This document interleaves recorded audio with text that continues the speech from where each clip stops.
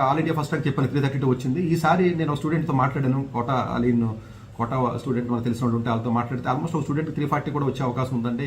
Almost ఇంకా ఫైనల్కి రాలేదు కాబట్టి ఎగ్జాక్ట్గా మేము చెప్పలేము, ఎందుకంటే కొంచెం కన్ఫ్యూజన్ ఉన్న క్వశ్చన్స్ ఒక 2-3 క్వశ్చన్స్ ఉన్నాయి. అది కీ రిలీజ్ చేసిన తర్వాత కానీ చెప్పలేమంటారు. ప్రాబబ్లీ నా ఎక్స్పెక్టేషన్ ప్రకారం 332 ఏదైతే మార్క్ ఉందో టాప్ మార్క్ దాటే అవకాశం కూడా ఉంది, అంత టఫ్గా ఉన్నప్పటికీ కూడా. ఎందుకంటే టాప్ స్టూడెంట్స్ కొంచెం బెటర్గా పెర్ఫామ్ చేశారు ఈసారి. టాప్ స్టూడెంట్స్ పెద్దగా ఎక్కడ కూడా అంటే బాగా టాప్ అండి చెప్పేది, ఇంకా ఆల్మోస్ట్ టాప్ 100 టాప్ 50 వస్తాయి అనుకున్న వాళ్ళు స్టూడెంట్స్కి ఒలింపియాడ్ ఫిజిక్స్కి వెళ్ళారండి ఈసారి. క్యాంప్కి వెళ్ళిన పిల్లలు ఎవరైతే ఉన్నారో, ఫిజిక్స్ క్యాంప్కి వెళ్ళిన పిల్లలు ఎవరైతే ఉన్నారో వాళ్ళందరికీ కూడా మంచి ర్యాంకులు వస్తాయి ఈసారి. So mostly international physics olympiad ఎవరైతే రాశారో, ఎవరైతే క్యాంపులకు వెళ్ళారో కొంచెం స్ట్రాంగ్గా ఎవరైతే ఉంటారో, ఆబ్వియస్గా స్ట్రాంగ్గా ఉంటారండి. మోస్ట్లీ వాళ్ళే మీకు మొత్తం ఎదురవుతారండి ర్యాంకులు అన్నీ కూడా ఈసారి టాప్. బట్ ఇంకొక అడ్వాంటేజ్ ఏంటంటే జనరల్గా మనం సౌత్ ఇండియన్ ఫిజిక్స్లో కొంచెం బెటర్గా ఉంటాం, కెమిస్ట్రీ కొంచెం వీక్గా ఉంటాం ఓవరాల్గా సౌత్ ఇండియా, మన Andhra Telangana. But Rajasthan north India వచ్చేటప్పుడు కెమిస్ట్రీ కొంచెం చాలా స్ట్రాంగ్గా ఉంటారండి వాళ్ళు. ఈసారి కెమిస్ట్రీ కొంచెం కంపారిటివ్లీ కొంచెం ఈజీగా ఇచ్చారు కాబట్టి ప్రాబబ్లీ కొంత ఎడ్జ్ ఓవరాల్ ర్యాంకులతో, అంటే ఓవరాల్గా చూసుకున్నట్టు 1000 లోపు ర్యాంక్స్ తీసుకున్నప్పుడు సౌత్ ఇండియన్స్కి కొంచెం బెటర్గా వచ్చే అవకాశం కూడా ఎక్కువ ఉంది.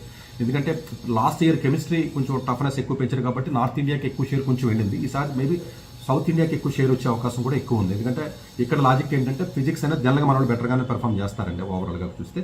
బట్ ఫిజిక్స్ ఒలింపియాడ్ క్యాంపులకి వెళ్ళిన ఎక్కువ నార్త్ ఇండియా ఉన్నారు. ఆ టాప్ ర్యాంక్స్ మళ్ళీ ఇట్స్ డిఫరెంట్ స్టోరీ. నేను ఓవరాల్గా చెప్తాను, ఓవరాల్ చెప్పడం వేరు, టాప్ 100 చెప్పడం వేరు, 4000 5000 ర్యాంక్ గురించి చెప్పడం వేరు, 10,000 ర్యాంక్ గురించి చెప్పడం వేరు. సో ఇంత అండర్స్టాండింగ్ ఉండదు కాబట్టి జనాలు ఇది రకరకాలుగా అనాలిసిస్ చేస్తూ ఉంటారు. సో ఇది కాపీ పేస్ట్ కింద ఉంటుందండి, అది పక్కన పెట్టండి.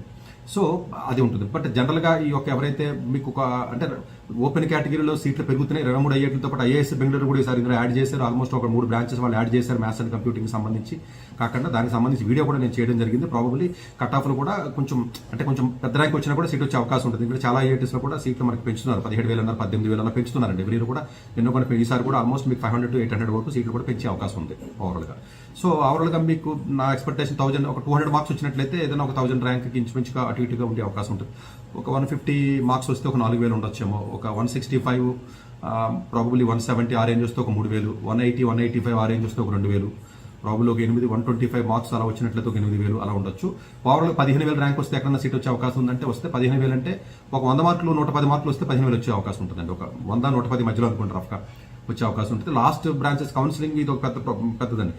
చాలా మంది తెలియక కౌన్సిలింగ్లో చాలా అసలు ఇందులో రకాలు ఏంటంటే చదవడం ఒక ఎత్తు, ఎగ్జామ్ హాల్లో రాయడం ఒక ఎత్తు, ర్యాంక్ వచ్చిన తర్వాత దాన్ని వాడుకుని సరిగ్గా కౌన్సిలింగ్కి వెళ్ళటం ఒక ఎత్తు. ఈ మూడిట్లో ఎక్కడ ఫెయిల్ అయినట్టే. సో ఇది అర్థం చేసుకున్నంత తెలివి మీకు ఉంటుందని నేను అనుకోవట్లేదు, బట్ జస్ట్ వినండి అంతే, కొంతమందికి అర్థం అవుతుంది కాబట్టి.